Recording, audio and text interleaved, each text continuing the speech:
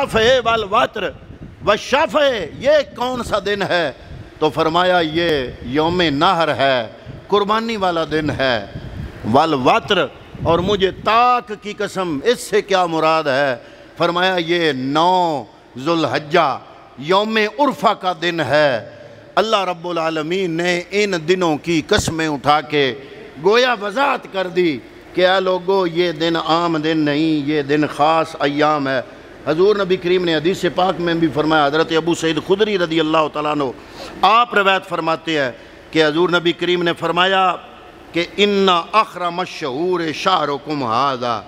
حضور نبی کریم حجۃ الوداع کے موقع پہ آپ خطبہ ارشاد فرما رہے ہیں اور فرما رہے ہیں کہ اے لوگو یہ مہینہ عام نہیں، یہ حرمت والا ہے۔ اس ذوالحج کے مہینے کو فرما رہے ہیں۔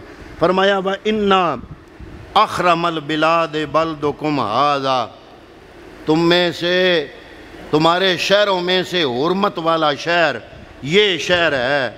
وَأَلَا وَإِنَّ أَمْوَالُكُمْ وَدِمَاؤُكُمْ عَلَيْكُمْ حَرَامٌ، تمہارے مال اور تمہاری جانیں ایک دوسرے پر حرمت رکھتی ہیں کا حرمت یومکم ھذا، جیسے اس دن کی حرمت ہے۔ وَبَلَدِكُمْ ھذا، جیسے اس شہر کی حرمت ہے۔ وَشَہرِكُمْ ھذا، جیسے اس مہینے کی حرمت ہے۔ الا ہل بلغت، حضور نے فرمایا اے میرے غلاموں کیا میں نے تمہیں پہنچا دیا پیغام؟ انہوں نے عرض کی قالوا نعم، صحابہ نے عرض کیا یا رسول اللہ ہاں، آپ نے پیغام پہنچا دیا کہ یہ مہینہ حرمت والا ہے، یہ دن حرمت والا ہے، یہ شہر حرمت والا ہے۔ تو حضور نے فرمایا قال اللہم اشہد، یا اللہ تو گواہ ہو جا، یہ کہہ رہے ہیں کہ میں نے تیرے حرمت والے مہینے کا پیغام ان تک پہنچا دیا ہے۔ آپ اندازہ لگائیں کہ یہ دن عام دن نہیں ہے۔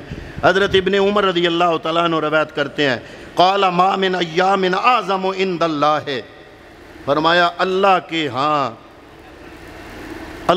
ہاں سب سے اعظم، عظیم، ولا احب الیہ، اور سب سے زیادہ پسندیدہ، من العمل فیہن من ھذہ الایام العشر، فرمایا جن دنوں میں اللہ کی عبادت کی جاتی ہے ان 10 دنوں میں سے،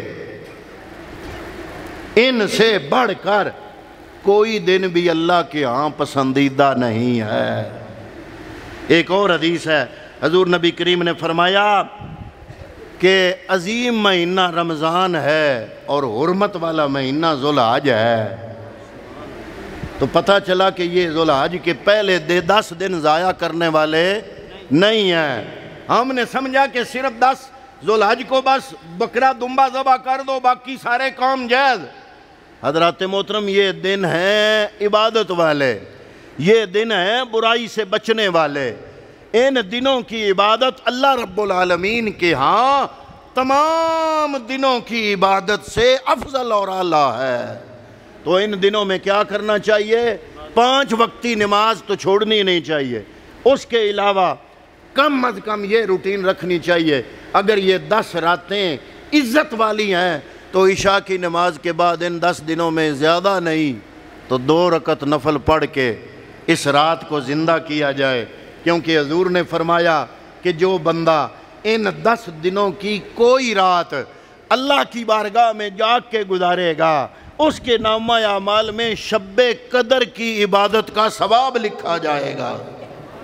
یہ 10 راتیں عزت والی، یہ 10 راتیں عبادت والی، اور خصوصاً پھر 9 ذوالحج کی رات جو عید والی رات ہے، حضور نے 2 راتوں کے بارے میں فرمایا، ایک رات عید الفطر والی، ایک رات عید الاضحیٰ والی، یعنی پہلی رات آئے اور پھر اگلے دن عید الاضحیٰ ہو، چاند رات آئے اور اگلے دن عید الفطر ہو۔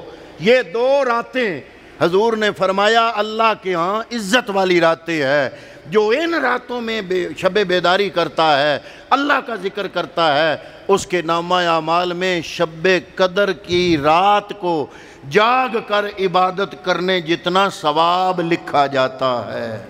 فرمایا ان 10 دنوں میں جو ایک دن کا روزہ رکھتا ہے اللہ تعالیٰ اس کو، جو ایک دن کا روزہ رکھے اس کے نامہ اعمال میں پورے سال کے روزے رکھنے کا ثواب درج فرما دیتا ہے، ایک دن کا روزہ۔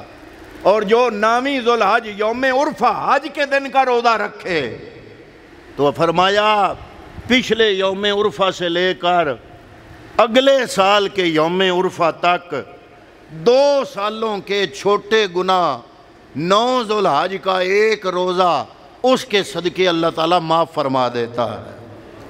تو یہ 10 راتیں عام نہیں ہیں جس کی آج 2 ہے۔ پیغام دینا یہ مقصد ہے کہ میری اور آپ کی یہ محفل ادھر ادھر کی باتیں کر کے ضائع نہ ہو، کوئی کام کی بات